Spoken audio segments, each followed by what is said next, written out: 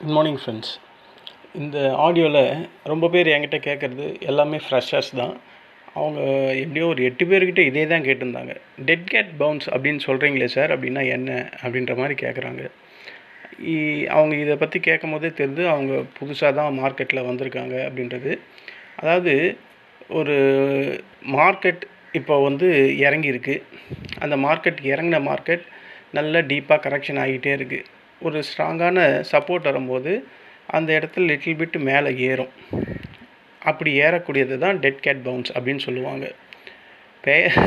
நம்ம பேரை கேட்டாவே கொஞ்சம் ஃபன்னியாக தான் இருக்கும். ஆனால் இதை புரிஞ்சிக்கலைன்னா நமக்கு மிகப்பெரிய பண லாஸ் ஏற்படுறதுக்கான வாய்ப்புகள் சான்சஸ் அதிகம். அதனால தான் இந்த வீடியோவில் நம்ம முழுக்க டெட் கேட் பவுன்ஸ் அப்படின்னா என்ன, எனக்கு தெரிஞ்ச அளவில் சிம்பிளாக எக்ஸ்ப்ளனேஷன் பண்ணுறேன். சில எக்ஸாம்பிளும் இருக்குது. அதை எப்படி அவாய்ட் பண்ணலாம் அப்படின்ற மாதிரி நம்ம இந்த ஆடியோவில் பார்க்கலாம். டெட் கேட் பவுன்ஸ் அப்படின்னா சிம்பிளாக சொன்னால் ஒரு ஷேர் ப்ரைஸ் ரொம்ப வேகமாக கீழே விழுந்துக்கிட்டே இருக்குது. அதுக்கப்புறம் கொஞ்ச நாள் மட்டும் ப்ரைஸ் மேலே போகும். அதை பார்த்து நம்ம என்ன நினைக்கிறோம், அந்த ஸ்டாக் ரெக்கவரி ஆகுது அப்படின்ற மாதிரி நம்ம ஃபீல் பண்ணுவோம். ஆனால் உண்மையில் அது ரியல் ரெக்கவரி கிடையாது. அது டெம்ப்ரவரி ரைஸ் மட்டும்தான். அதுக்கப்புறம் மார்க்கெட் மறுபடியும் கீழே தான் வரும். இந்த மாதிரி சினாரியோ நடக்கக்கூடிய இடம் தான் டெட் கேட் பவுன்ஸ் அப்படின்னு சொல்லுவாங்க. இது மார்க்கெட்டில் இதுக்கு பேர். இந்த மாதிரி ஒரு ஈவெண்ட் நடந்தால் அதுக்கு டெட் கேட் பவுன்ஸ் அப்படின்னு சொல்லுவாங்க. ஒரு சிம்பிள் உதாரணமாக நான் சொல்கிறேன். ஒரு இறந்த பூனை ரொம்ப மாடியிலிருந்து இல்லை ரொம்ப உயரத்துலேருந்து கீழே நம்ம போடும்போது அது விழுந்தாலும் கொஞ்சம் பவுன்ஸ் ஆகிற மாதிரி நம்ம ஃபீல் பண்ணுவோம், பார்ப்போம், கண்ணால் பார்ப்போம். ஆனால் அது கண்டிப்பாக பவுன்ஸ் எல்லாம் ஆகிருக்காது. ஆனால் அதனால் அது லிட்டில் பிட் பவுன்ஸ் ஆகும்போது அதுக்கு திரும்ப உயிர் வந்துடுச்சு அப்படின்னு அதுக்கு அர்த்தம் கிடையாது.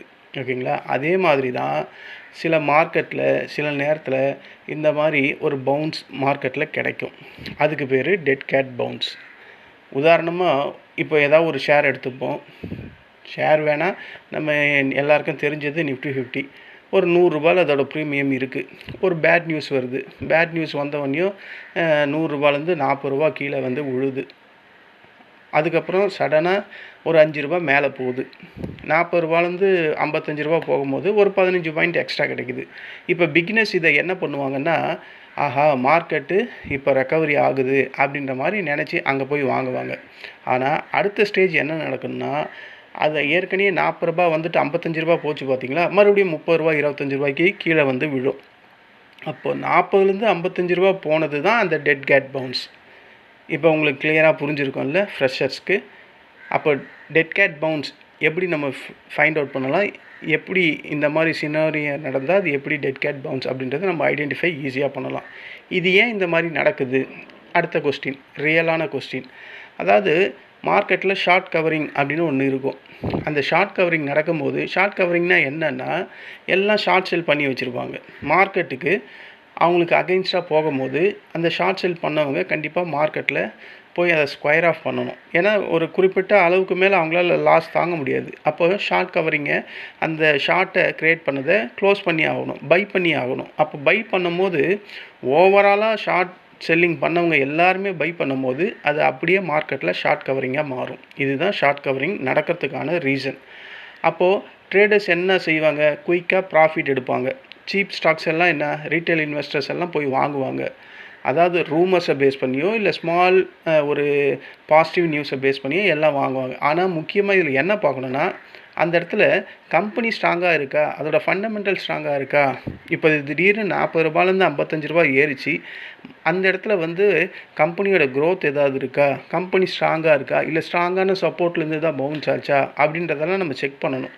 அப்படியெல்லாம் செக் பண்ணி பார்த்துட்டு தான் நம்ம அந்த இடத்துலையே போய் இன்வெஸ்டர்ஸோ இல்லை ட்ரேடர்ஸோ, ஸ்டாக்கில் இருந்தால் இன்வெஸ்டர் அந்த மாதிரி இடத்துல போகணும். ட்ரேடர்ஸாக இருந்தால் நான் சொன்ன இந்த மாதிரி இடத்துல தான் ஸ்டாக்ஸ் அந்த ப்ரீமியமை நம்ம பை பண்ணணும். இதில் பெரிய டேஞ்சரஸ்லாம் இருக்குங்க. இதில் ஒரு பெரிய ரிஸ்க் என்னென்னா, நம்ம தப்பான நேரத்தில் போய் பை பண்ணிட்டோன்னு வச்சுங்க, லாஸ்ட்டில் போய் மாட்டிப்போம். இது லாங் டேர்ம் இன்வெஸ்ட்மெண்ட் இருந்தால் பரவாயில்ல, அது நாளடைவில் பெரிய லெவலில் பாதிப்பு இருந்தாலும் போக போக லாங் டியூரேஷன் என்னும்போது அது ஓரளவுக்கு கணிசமான டியூரேஷன் இருக்கும்போது நம்ம ப்ராஃபிட் வர்றதுக்கு வாய்ப்பு இருக்குது. ஆனால் ஆப்ஷன் ட்ரேடிங்கில் இது மாதிரி பண்ணிட்டா நம்மளால் வெளியே வரவே முடியாது. அப்போது மிகப்பெரிய லாஸஸை நம்ம புக் பண்ணியே தீரணும். அப்போது இந்த டெட் கேட் பவுன்ஸ் அப்படின்னு சொல்லக்கூடியது பிகினர்ஸ்க்கு என்னை பொறுத்தவரையும் பிக்கெஸ்ட் ட்ராப் அப்படின்னு தான் நான் சொல்லுவேன். ஏன்னா பிகினர்ஸ் அப்படின்னும் போது அவங்க கேண்டில் ஏறுறதை இறங்குறதை வச்சு தான் மார்க்கெட் உள்ளே வராங்க. இதுதான் உண்மை. அதனால தான் இந்த மாதிரியான ட்ராப் வந்து பிகினர்ஸ்க்கு இந்த டெட் கேட் பவுன்ஸ் அப்படின்றது மிகப்பெரிய லாஸஸை உண்டு பண்ணக்கூடியது. அப்போ இதை எப்படி நம்ம அவாய்ட் பண்ணலாம் அப்படின்னு கேட்டால், ட்ரெண்டை கன்ஃபார்ம் பண்ணணும் ஃபஸ்ட்டு. ரெண்டாவது வால்யூத்தை செக் பண்ணணும். மூணாவது ரெசிஸ்டண்ட்டு பிரேக் ஆகிடுச்சா அப்படின்றத மாதிரி பார்க்கணும்.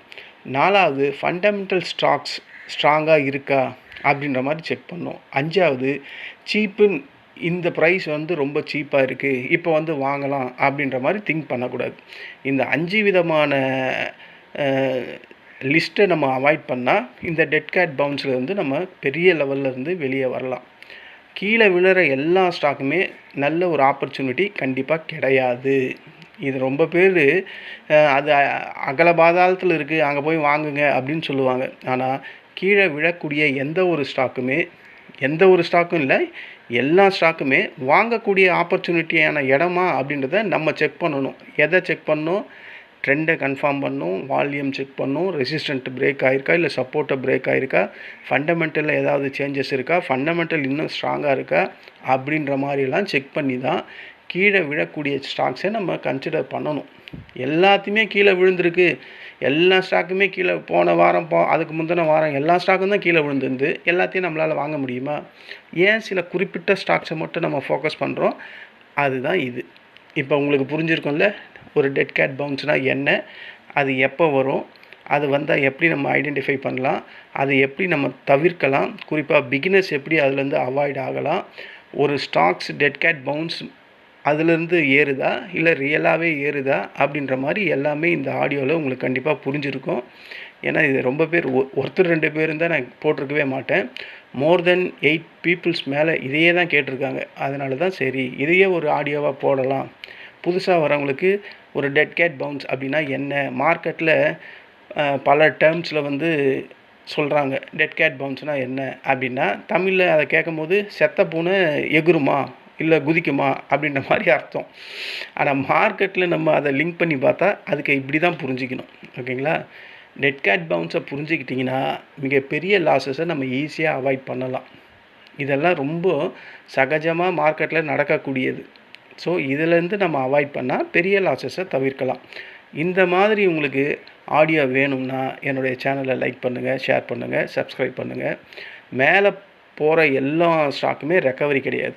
அதே மாதிரி கீழே விழுற எல்லா ஸ்டாக்குமே பை பண்ணக்கூடிய இடமும் கிடையாது. இது ரெண்டுத்தையும் நீங்கள் எப்போவுமே மைண்டில் வச்சுக்கிங்க. இது கண்டிப்பாக உங்களுக்கு யூஸ்ஃபுல்லாக தான் இருக்கும். சீப் ஸ்டாக் அப்படின்னா எல்லா ஸ்டாக்குமே குட் ஸ்டாக்ஸ் கிடையாது. ஓகேங்களா? அதுக்கு ஒரு கன்ஃபர்மேஷன் வரணும். அது வரையும் நம்ம வெயிட் பண்ணி தான் ஆகணும். இதுதான் இந்த டெட் கேட் பவுன்ஸில் இருக்கக்கூடிய இன்ஃபர்மேஷன். இது உங்களுக்கு பிடிச்சிருந்தா என்னுடைய சேனலை லைக் பண்ணுங்கள். நன்றி, வணக்கம்.